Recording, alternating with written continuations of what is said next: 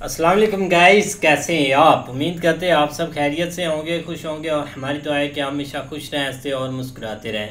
देखने जा रहे हैं सैयद मुज़म्मिल की वीडियो, तो करते वीडियो स्टार्ट और देखते हैं। मुआशी तौर पर पाकिस्तान पर यह तनकीद की जाती है कि पहले रोज़ से हमने कारखाने नहीं लगाए, ना हमारी कोई मसनूआत थी, ना हमने कुछ एक्सपोर्ट किया, ना इंडिजिनस किसी इंडस्ट्री को प्रमोट किया। तो आज इसको गलत साबित करते हैं। उसकी वजह है कि एक इंडस्ट्री पाकिस्तान में ख़ासी थ्राइव कर रही है, जिसके ऊपर शायद बहुत से लोगों का ध्यान गया भी ना हो। और उस इंडस्ट्री का नाम है बैगिंग इंडस्ट्री, यानी कि भीख मांगने की इंडस्ट्री, भीख मांगने की फैक्ट्रियाँ। यार आपको याद होगा पिछले साल गजनफर हुसैन नामी एक भिखारी जड़ावाला से गिरफ्तार हुआ था, जिसके अकाउंट से 3 करोड़ रुपए निकल आए थे। ठीक है। साथ साथ मुल्तान से भी एक शौकत नामी आदमी गिरफ्तार हुआ या नोटिस पे आया, जिसने 1 करोड़ रुपए की इंश्योरेंस करवाई हुई थी अपनी। और जब उससे पूछा कि तुम करते क्या हो, तो उसने कहा भीख मांगता हूँ, काफ़ी सालों से मेरा ये प्रोफेशन है। इसके अलावा सोशल मीडिया पे डॉक्टर शाजिया नामी एक खातून के इंटरव्यूज़ भी मौजूद हैं, जिसने ये कहा कि मेरी एक फैमिली में शादी हुई जिनका बड़ा लग्जेरियस लाइफस्टाइल था। They used to live in massive mansions और बड़ी बड़ी गाड़ियाँ थी उनके पास। तो मुझे कभी समझ नहीं आई कि वो करते क्या हैं। तो एक दिन मुझे आइडिया हुआ कि वो सब बैगिंग का एक नेटवर्क चला रहे हैं, भीख मांगने का। ये वो कहानियां हैं जिससे अंदाज़ा होता है कि शायद ये इंडस्ट्री इतना रेवेन्यू और इतना पैसा कमा रही है जितना मुझे और आपको शायद अंदाज़ा था ही नहीं। तो उसके लिए एक रिपोर्ट जब मेरे सामने आई तो पैरों के नीचे से ज़मीन निकल गई कि ये हो कैसे सकता है। दोबारा कंफर्म किया तो डॉन ने भी ये रिपोर्ट छापी हुई थी, जो पाकिस्तान का सबसे क्रेडिबल इंग्लिश पेपर्स में से एक है। रिपोर्ट के मुताबिक पाकिस्तान में टोटल 38 मिलियन लोग भीख मांगने के पेशे से मुंसलिक हैं, यानी कि तकरीबन 4 करोड़ लोग इस पेशे से मुंसलिक हो चुके हैं 24-25 करोड़ के मुल्क में। सही है। इसके साथ साथ आपने ख़ुद एक्सपीरियंस किया होगा, आप किसी भी पाकिस्तान के शहर में चले जाएं इस वक्त। बड़े शहरों की मैं अगर बात करूं तो इस्लामाबाद हो, इस्लामाबाद में थोड़ा कम है वैसे, लेकिन लाहौर हो, कराची हो, आपके लिए सड़क के किनारे गाड़ी रोक के कोई काम करना अजाब बन जाता है, क्योंकि चारों तरफ से गाड़ी की चारों विंडोज़ की तरफ से ना आपको लोग आकर नॉक करना शुरू कर देंगे, पैसे दे दो, ये दे दो, वो दे दो। सिग्नल पे रुकोगे, अजाब बन जाएगी ज़िंदगी। कोई गाड़ी में बैठ के कोई बात कर रहा है, कोई कॉल कर रहा है, पैसेंजर, ड्राइवर नहीं, उसके लिए अजाब बन जाएगा कि गाड़ी नॉक होती जा रही है। तो ये इतने बड़े नंबर में इनके नेटवर्क्स फैल चुके हैं कि पाकिस्तानी लोग मुझसे इत्तफाक करेंगे कि ये दर्द सर बन चुका है। ठीक है। और उसकी वजह ये नंबर है कि अगर 4 करोड़ के करीब लोग ये काम कर रहे हैं तो इसका मतलब है they are everywhere and out of control as well. साथ साथ ये कि पर डे कलेक्शन इस रिपोर्ट के मुताबिक, यानी कि भिखारी एक दिन में कितना पैसा कमा लेते हैं मुख्तलिफ शहरों से, इसका डाटा ये बताता है कि सबसे ज़्यादा नोट जो छाप रहा है ना भिखारी पाकिस्तान में, वो कराची में है। 2,000 रुपये एक दिन की एक बैगर की कलेक्शन है, यानी कि महीने का 60,000 रुपये कमाता है वो। ठीक है। This is more than many engineers in this country and many MPhil scholars in this country, जिनकी पहली तनख्वाह भी इतनी नहीं होती माशाल्लाह। लाहौर में एवरेज पर एक बैगर यानी कि एक भिखारी 1,400 रुपये रोज़ के कमा लेता है, थोड़े से कम कराची से। इस्लामाबाद में इस रिपोर्ट के मुताबिक एक भिखारी 950 रुपये कमाता है एक दिन के, यानी कि इस्लामाबाद वाले लोग ज़रा बेहतर तर्ज अमल इख्तियार करते हैं, पैसे कम देते हैं भिखारियों को। और उसकी एक और वजह भी है, सड़कें जितनी ख़राब है ना जिस शहर में, उतने ही ज़्यादा बैगर्स वहाँ पर हैं और कमा रहे हैं, क्योंकि सिग्नल्स नहीं हैं, ट्रैफिक का निज़ाम ठीक नहीं है। इसीलिए कहीं भी खड़े हो जाओ, रोड ब्लॉक कर दो, गाड़ियों की स्पीड स्लो हो जाएगी, मांगने के लिए आ जाओ। तो इसीलिए कराची की सबसे बदतरीन सड़कें हैं असल में, तो वहाँ बैगर ज़्यादा कमाता है, उससे कम लाहौर में और उससे कम इस्लामाबाद में। तो ये एवरेज बनती है मुल्क के तमाम बड़े शहरों की 850 से 900 रुपये की कलेक्शन। एक भिखारी ऑन एवरेज पाकिस्तान में बड़े शहरों में अगर वो अपना धंधा चला रहा है तो वो 900 रुपये के करीब एक दिन के कमा लेता है। अब इस लिहाज से 38 मिलियन से इस रिपोर्ट ने जब रेवेन्यू निकालने की कोशिश की तो आपको यकीन नहीं आएगा कि रोज़ाना की बुनियाद पे एवरी सिंगल डे एक भिखारी जो बाहर निकलता है फील्ड में, अगर उन तमाम की कलेक्शंस को मिला लिया जाए तो 32 अरब रुपए भिखारी पाकिस्तान में रोज कमा रहे हैं। बेगर्स इन दिस कंट्री, दोबारा सुने, are earning ₹32 billion every single day. ठीक है, एनुअली ये बनता है 117 ट्रिलियन रुपीस, 117 खरब रुपए की इंडस्ट्री है। यानी कि ये अगर डॉलर टर्म्स में मैं आपको बताऊं, अगर आप इंटरनेशनली इस वीडियो को देख रहे हैं बाहर बैठ के पाकिस्तान से, so the begging industry in Pakistan is $42 billion per year according to the report published by Dawn News, Economic Times and many other international papers as well. Links दे दूंगा डिस्क्रिप्शन में। पाकिस्तान की आईटी इंडस्ट्री, जिसको गोल्ड माइन कहा जाता है, जो काफ़ी पैसा लेकर आई है मुल्क में, वो भी एक साल में $3 बिलियन कमाती है। $3 बिलियन। बैगिंग इंडस्ट्री कितना कमा रही है? $42 billion. This is almost 14 times more than IT industry is making per year. So what should I say? मैं क्या बताऊँ आप लोगों के बच्चों को भिखारी बनाएं सॉफ्टवेयर इंजीनियर की बजाय। इसके साथ साथ अगर पाकिस्तान में ये कार्रवाइयाँ इतने खुलेआम चल रही हैं तो आप ये सोच रहे होंगे इसे कोई रोकता क्यों नहीं है।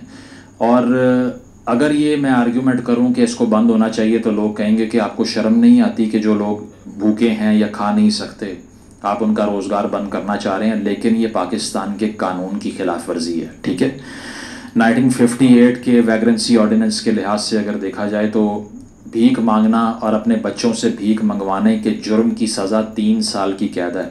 कितने गिरफ्तार होते हैं? ना होने के बराबर। इसके अलावा पाकिस्तान में डॉन की रिपोर्ट ये कहती है, millions in Pakistan have resorted to begging as the sole source of income. They have also formed intricate networks beyond geographical boundaries.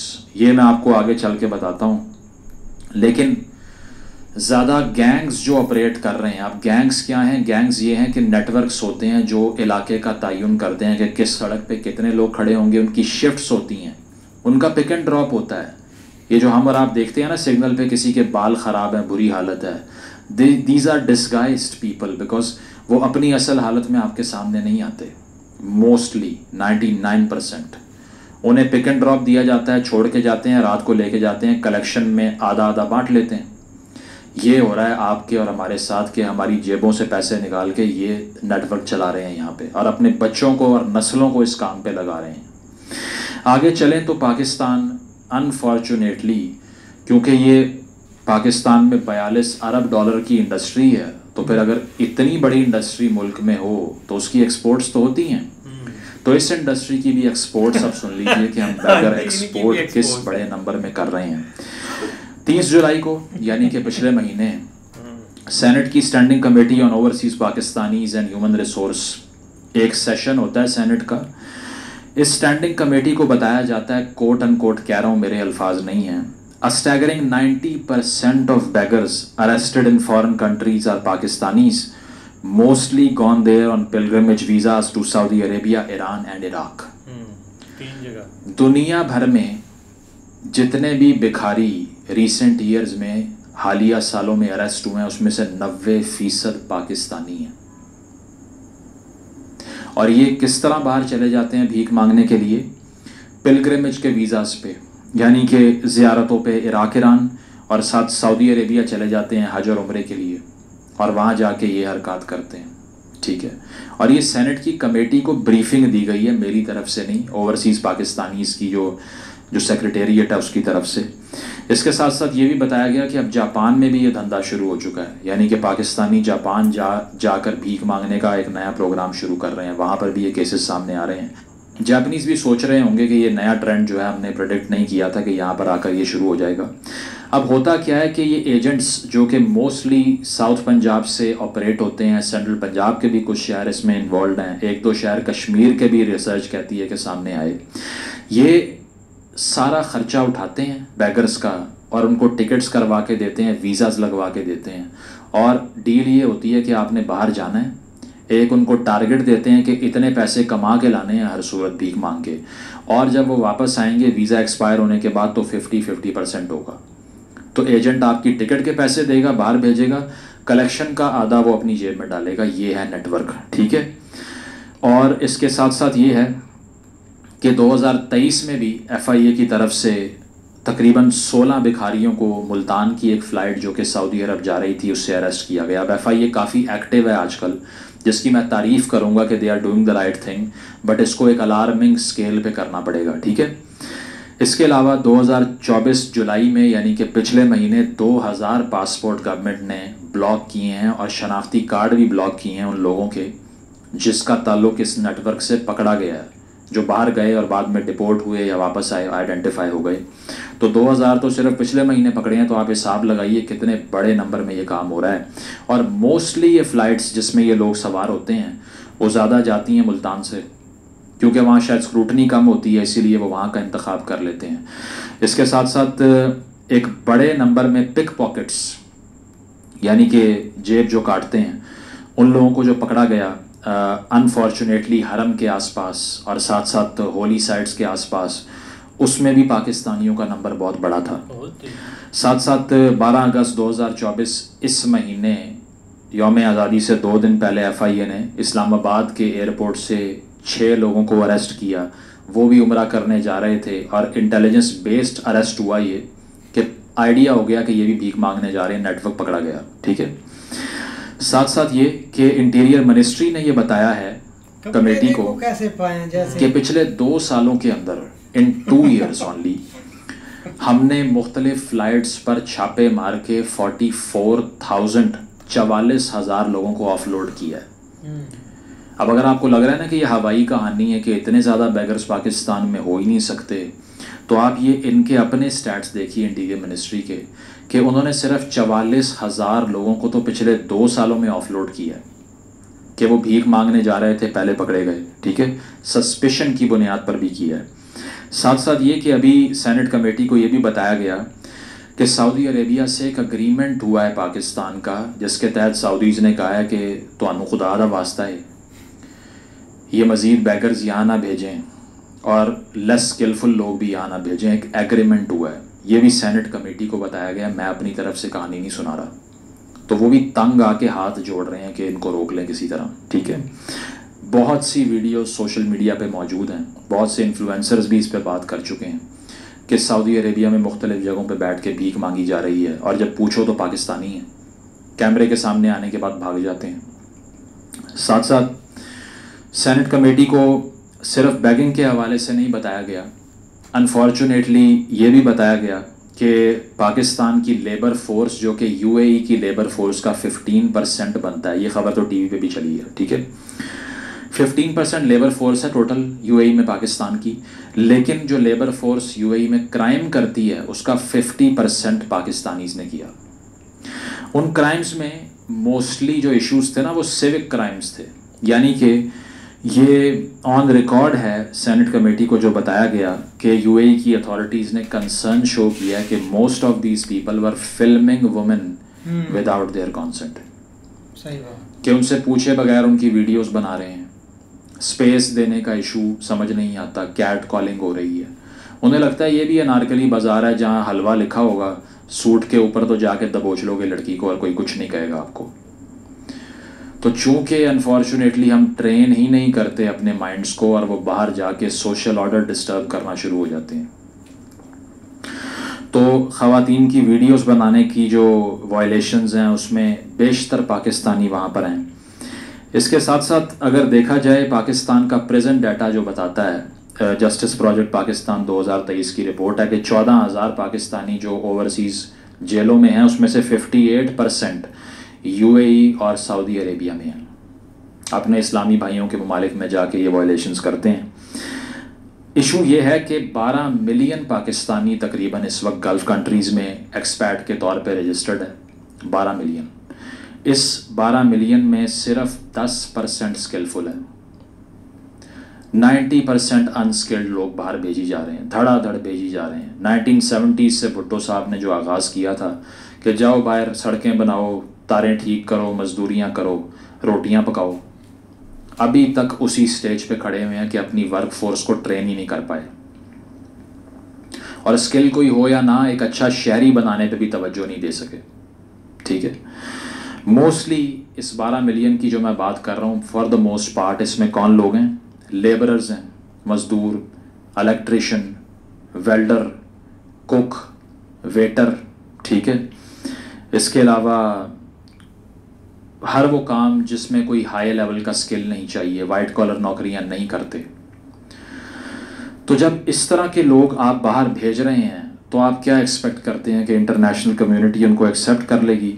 इसी सेनेट की कमेटी को ये बताया है, ओवरसीज़ की मिनिस्ट्री की तरफ से ये बताया गया है कि अब फॉरेन एम्प्लॉयर्स यानी कि सऊदी अरेबिया हो या दुबई हो, अबू धाबी हो, यूएई की बात कर रहा हूँ, वो अब रिप्लेस कर रहे हैं पाकिस्तानियों को विद बांग्लादेशीज़ एंड इंडियंस।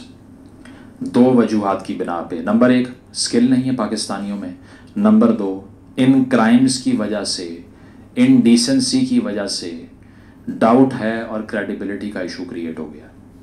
अब हमने और आपने तो कुछ नहीं किया, लेकिन unfortunately the passport they are carrying out there is representing the whole country and they are destroying the credibility.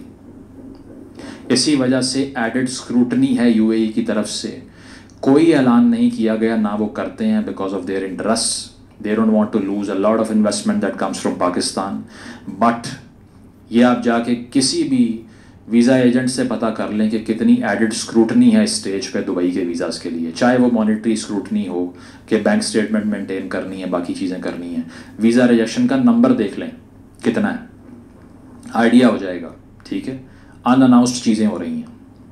ये सारा कुछ इसीलिए है कि हम जो ये भीख मांगने के लिए लोगों को बाहर भेज रहे हैं वो ये कर रहे हैं कि हमारी कम्युनिटी का ही नाम बदनाम होना शुरू हो गया क्योंकि हमने तवज्जो नहीं दी इस पे, ठीक है।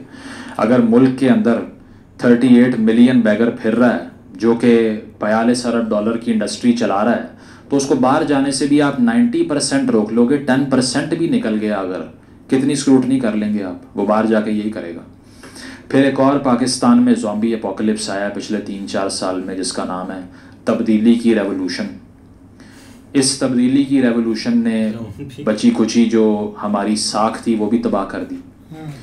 चार्ज करके लोगों को हाफ बेक्ड रेवोल्यूशनरी बना के बाहर भेज दिया, वहाँ जाके आगे लगाने की कोशिश कर रहे हैं। अभी जब वोट ऑफ नो कॉन्फिडेंस के बाद एहतजाज हुआ, इस्तांबुल में 24 पाकिस्तानी अरेस्ट किए। टर्की ने कहा कि ये गंद अपना यहाँ से निकालो, बेशक अर्तुगरुल हमने बनाया लेकिन यहाँ आज़ाद नहीं कराना, उसको वापस जाओ, ठीक है। इसके साथ साथ ये कि यूएई के अंदर एहतजाज हुआ, वहाँ पर अथॉरिटीज़ ने वार्न किया कि बिल्कुल परमिशन नहीं है इसकी, यहाँ नहीं हो सकता, सही है। सऊदी अरेबिया के अंदर हरम के अंदर नारे लग गए, ठीक है। अभी रिसेंटली भी मैंने देखा है किसी शायद कोई पॉलिटिशियन है या कौन है उसको अरेस्ट किया गया है, काबा के सामने खड़े होकर वीडियो बना के खान साहब को रिहा कर दो और ये कर दो। तो इन एक्टिविटीज़ ने जो बाकी बचा था वो भी बर्बाद कर दिया। लंदन में आप देख लें, आप सड़क पे अगर चल नहीं सकते अगर आपने ज़िंदगी में कभी तौहीने इमरान खान की है, तो अगर ये कर दिया ना आपने, तो आप सड़क पे अगर वॉक करेंगे आपके पीछे स्ट्रे एनिमल्स की तरह लोग आएंगे, आवाज़ें मारते हुए, वीडियोस बनाते हुए, गालियां देते हुए घर तक छोड़ के आएंगे आपको। और यूके के नेबरहुड्स में गोरे सर पकड़ के बैठे हुए हैं कि भाई ये क्या इंपोर्ट कर लिया हमने, तो बाकी कसर जो है वो इन लोगों ने निकाल दी। तो चीज़ ये है कि पाकिस्तान में सबसे पहले तो डिस्करेजमेंट लोगों की तरफ से होनी चाहिए भिखारियों की, उसके बगैर कुछ ठीक नहीं हो सकता। दूसरी चीज़, एक डिस्कोर्स शुरू होना चाहिए कि इनको अरेस्ट किया जाए मैस स्केल के ऊपर, इनके नेटवर्क्स को पकड़ा जाए, जिन बच्चों का मुस्तकबिल बर्बाद हो रहा है उन्हें पकड़ा जाए। और सबसे बड़ी चीज़ ये है कि हमारा पासपोर्ट पहले ही दुनिया के टॉप 3-4 वर्स्ट पासपोर्ट्स में आता है, इसके साथ मज़ीद जुल्म होने से बचाइए, मज़ीद इंटेलिजेंस ऑपरेशन करिए। FIA जो काम कर रही है, अच्छा काम कर रही है, इसको मज़ीद तेज़ करना पड़ेगा। इन नेटवर्क्स को पकड़ना पड़ेगा जो रिपीटेडली इन लोगों को ढूंढ के बाहर भेजते हैं। शहरियों को डिस्करेज करना पड़ेगा कि इन्हें पैसे ना दीजिए। और सबसे बड़ी बात है कि स्किल देना पड़ेगा शहरी को, ताकि वो बाहर जाए तो कोई ऐसा काम करे जिससे एक कौम का इमेज ख़राब ना हो, किसी की जेब ना काटे, भीख ना मांगे। थैंक यू यार। कमाल का जो एक टॉपिक है ना वो सैयद मुजम्मिल साहब ने एक रखा है यार। और यकीन करो कि पता नहीं एक इनके पैसे सुनकर लग रहा था कि जब ये शहबाज शरीफ देखेगा तो वो इनके साथ ही रब्ता कर लेगा कि एक यार इतनी बड़ी वो इंडस्ट्री चला रहे हैं कि हमारी आईटी की जो एक आमदन है ना उससे 40-44 गुना ज़्यादा ये कमा रहे हैं यार। क्योंकि एक दो वाक़े हैं ना वो मेरी आंखों के सामने भी हुए हैं यार। एक शाम को ना हम एक खड़े हुए थे शहर कार के पास, तो भाई इधर से लोग इकट्ठे हो रहे हैं, इधर से मतलब डर लग रहा था कि यार ये कुछ नुकसान ना हमें पहुंचाएं, क्योंकि वो ऐसे इधर से उतरते थे। लेकिन ये कि भाई वो एक जगह पे तकरीबन कोई 40-50 बंदा है ना, मतलब लड़कियां लड़के बूढ़े बूढ़ी जो मांगने वाले हैं वो सारे इकट्ठे हो गए। इधर से 2-3 रिक्शे आए हैं, उन्होंने भाई सारे एकदम लादे हैं, वो लेकर वो जा रहे हैं भाई। मतलब ये कि वो सुबह छोड़ जाते हैं शाम को ले जाते हैं यार। इनका एक ना बहुत अच्छा काम चल रहा है। मतलब ये कि एक नेक्स्ट हर एक का यही है टारगेट, मांगना शुरू कर दो यार। इतना ज़्यादा कमा रहे हैं। एक बंदा अगर एक दिन में भाई मतलब एक महीने का 50-60 हज़ार कमा रहा है तो किसने पढ़ना है, किसने जॉब करनी है? उसने अपना भाई पकड़ना है बोरी बिस्तरा और बैठ जाना है किसी कोने पर, अपने अच्छे खासे कमाएगा यार। बहुत एक ना भयानक सी एक रिपोर्टें आई हैं यार। नहीं वाकई सही बात है यार। एक मतलब कि अब देख लो जो एक इंजीनियर वगैरह बनता है इतने पैसे खर्च करके, मतलब कि अपनी स्टडी कंप्लीट करता है, उसको उसके बाद अगर उसको एक जॉब मिलती है ना प्राइवेट गवर्नमेंट, तो उसकी एक कम से कम 40,000 होगी उसकी सैलरी। इसके ज़्यादा वो नहीं आगे जाएगा। हाँ उसकी मतलब कि आगे उसने सर्विस कर ली हो अगर 50 साल या 40 साल, तो फिर जाकर उसकी 50,000 को टच करेगी। लेकिन ये तो भाई बहुत बड़ा बिजनेस है। अब देखो ना, एक सैयद मुजम्मिल साहब ने सही बोला है कि इन पर रेड करनी चाहिए। भाई पाकिस्तान को चारों तरफ से दुश्मनों ने घेरा हुआ है। उधर एक BLA है, एक मतलब कि कभी बलोची उठ जाते हैं, कभी कोई उठ जाता है, लेकिन किस किस पर रेड करें? इधर से भिखारी उठ गए पकड़े किसको, मतलब कि किस पर रेड करें? ये सही उन्होंने बोला है कि इनके जो इनको ट्रेन करते हैं ना उनको पकड़ना चाहिए। सबसे पहले शहबाज शरीफ को, फिर इमरान खान साहब को, और इन सब को पकड़ना चाहिए जिन्होंने इनको एक ट्रेन किया है कि सब इनसे इंस्पायर होकर मतलब कि इन्होंने ये काम स्टार्ट किया है कि ये एक मिडिल ईस्ट में जाते हैं, इतना एक्सपोर्ट भी करते हैं भिखारी एक्सपोर्ट करते हैं, इतना मतलब कि ये पैसा कमाते हैं। तो ये बहुत ना इन्होंने कारोबार बनाया हुआ है, बहुत बड़ा इनका बिजनेस है, इसमें कोई शक नहीं है। अब देखो ना, एक मजदूर बेचारा एक सुबह उठता है, वो एक दिहाड़ी पर जाता है, सारा दिन उसने काम करना है, लेकिन क्या उसकी 1,000 रुपये एक सैलरी है। लेकिन यकीन करो सीरियसली ये बात है, हमने अभी ब्रेकफास्ट नहीं किया होता, हमें सुबह नहीं खाना मिलता, लेकिन मेरे सामने आंखों के सामने वो बंदे जो आता है ना एक मांगने वाला, उसके पास 4-5 रोटियां होते हैं और एक उसने ऐसे पकड़ी होती है, मुंह में डाली होती है, 3 छापर में होती है। हमें उसके बाद 2 घंटे बाद हमें खाना मिलता है। तो वो बंदा कितना एक लकी होगा लस्सी पीता है, दही लस्सी, उसको मतलब मॉर्निंग में दूध भी मिल जाता है। तो मैं सोच रहा हूँ उसके साथ रब्ता करूँ यार अपना। ठीक है, एक मतलब कि टाइम से खाना तो मिल जाता है ना उनको, और एक आज़ादी लाइफ, ये नहीं कि उनको एक मतलब कि एक उनके ऊपर कोई प्रेशर है, कोई टेंशन है, नेवर।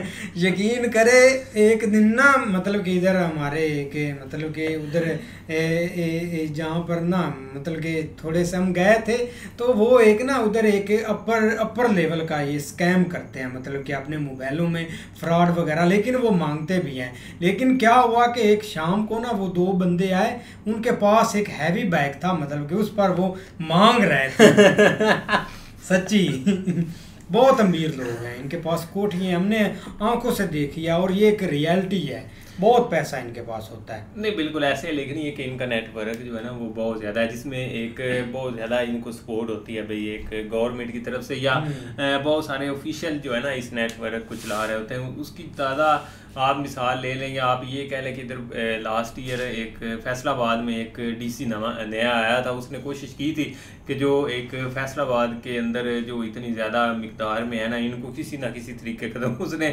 जो है ना वो शाम को भाई हर एक इशारे से एक वैन रखी हुई थी, वो भर के लेके जाता था। लेकिन यकीन करो इन्होंने एक ऐसा काम किया कि 10 दिन बाद उस एक जो डिप्टी कमिश्नर था उसका एक तबादला हो गया था। उनको एक उन्होंने उधर वो एक जैकबाबाद के इधर एबटाबाद वाली इधर मतलब ना इधर कच्चे के इलाके वाली साइड के ऊपर उसका ट्रांसफ़र कर दिया कि भाई आप उधर जाए। मतलब ये कि ये बहुत एक पावरफुल होते हैं। बाकी दूसरी बात ये कि इम्प्रेस के ऊपर आ जाए तो भाई एक जब बड़ों ने मांगना है तो ज़ाहिर बात है इनका भी झाका खुलना है। लेकिन अब जब इन्होंने ये इधर फील किया कि यहाँ पे अब थोड़ा सा पैसा जो है ना वो कम बन रहा है, तब इन्होंने एक एक्सपोर्ट इंडस्ट्री देखो यार हंसी आती है। लेकिन ये होता है यार, देखो ना आपको एक मिलेंगे स्पेसिफिक जो है ना वो तकरीबन हर कंट्री में ये थोड़ा बहुत सीन चल रहा होता है। लेकिन उनके एक रूल्स हैं, एक थोड़ा सा उनका एक है अपना स्टैंडर्ड है।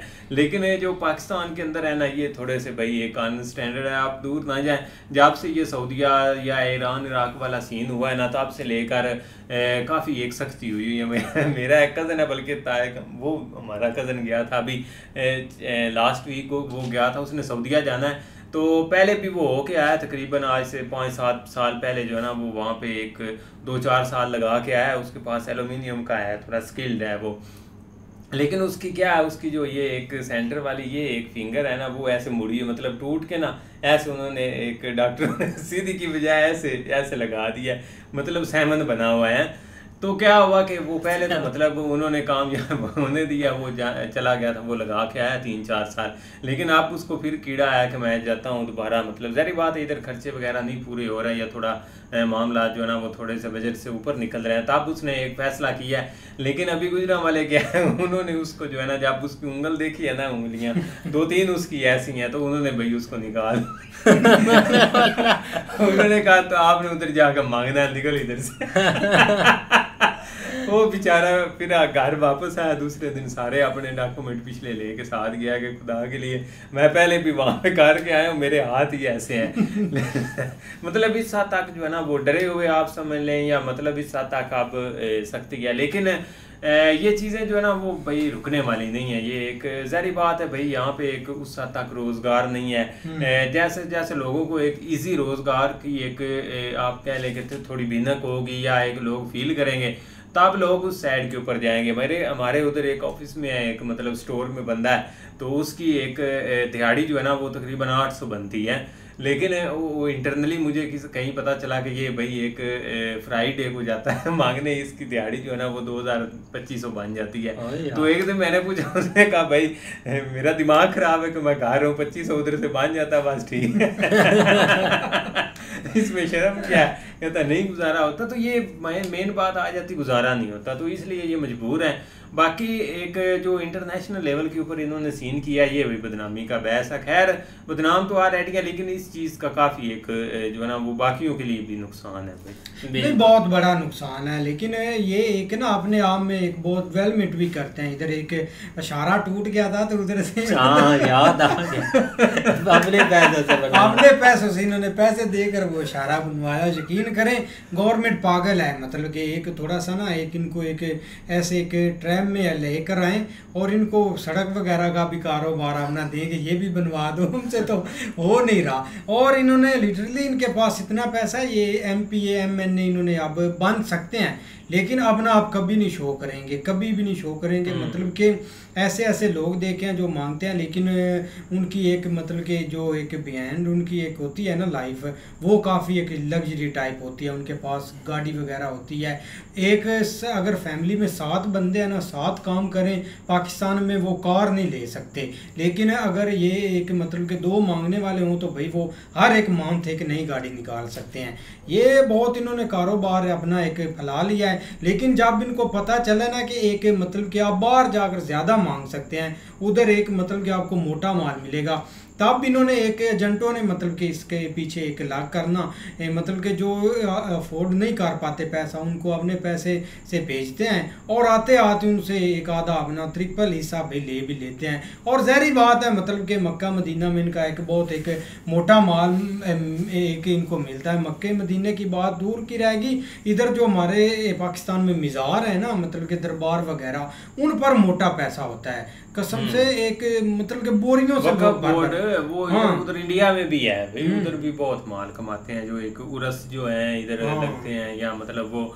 लेकिन दूसरी तरफ भाई एक बात एंड के ऊपर मुजम्मल साहब ने की है, वो एक लंदन का दिखा रहे थे कि उधर गालियां पड़ती हैं। वो बेचारा नवाज शरीफ भाई उधर चला गया। हाँ वो चला नहीं गया, आप असल में उसने दोबारा फिर जाना है, और ये थोड़े उनके सपोर्टर हैं, इनको अब तकलीफ हो रही है कि उसको फिर गाली गुली पड़ने, क्योंकि वो एक तस्वीर दिखा रहे थे शयान की। तो वो ये मतलब ये चीज़ें जो है ना वो पॉलिटिकल वहाँ पे अब दोबारा शुरू होनी है, इसलिए ये थोड़े से आप घबराए हुए हैं कि हमारे लीडर के साथ दोबारा वही होना, क्योंकि इधर वो आया तो उसको कबूतर दिए थे उड़ाओ भाई। लेकिन उसकी बात नहीं बनी, अब वापस जा रहा है। लिहाजा सितंबर में उसने जाना है, ये पहले तैयारी कर रहे हैं कि कोई कंपेन ऐसी करें ताकि वहाँ पे लोग उसको तंग ना। नहीं यार देखो ना, उसके पास पैसा है कि नवाज शरीफ के पास, कोई और कंट्री इज्जत और पैसे में फर्क होता है ना यार। इज्जत की बात मतलब उधर जाके लंदन एक लोग उसके पीछे होते हैं, निकलने नहीं देते, तो कोई और कंट्री चूज कर ले। फिनलैंड में चला जाए, उधर पाकिस्तानी बहुत कम है, उधर ये अफोर्ड ही नहीं कर पाते इतना रहन सहन, उधर चला जाए, पैसा जो है उसके पास। स्विट्जरलैंड चला जाए, स्विट्जरलैंड बहुत है पाकिस्तानी है, मतलब कि इधर से गए हुए। एक वाद कंट्री है जो मतलब कि कम है, मतलब कि नॉर्वे में भी काफी हैं, फिनलैंड में चला जाए, आइसलैंड में चला जाए जहाँ पर महंगे हैं बहुत, मतलब कि महंगा। इंडोनेशिया चला जाए, इंडोनेशिया जाए वहाँ पर, इंडोनेशिया नहीं जाए। अच्छा भाई अच्छी वीडियो थी, उम्मीद करते हैं आपको वीडियो पसंद आएगी। अगर पसंद आया वीडियो को लाइक, चैनल को सब्सक्राइब जरूर कीजिएगा। मिलते हैं नई वीडियो के साथ, तब तक के लिए अल्लाह हाफिज़।